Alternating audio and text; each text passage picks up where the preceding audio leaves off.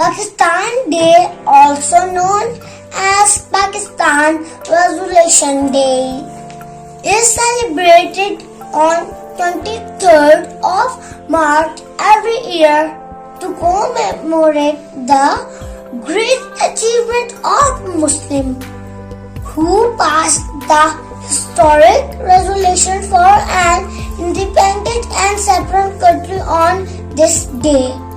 Our resolution is also known as Qarar Pakistan. Before this, the Muslims of subcontinent were not allowed to practice their own religion with freedom as they were the minority.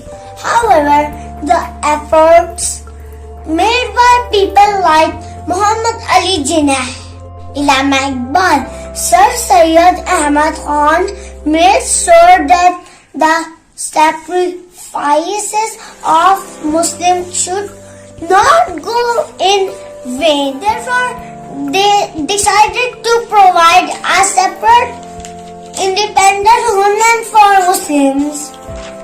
The monument Minar-e-Pakistan reminds us of some great moments.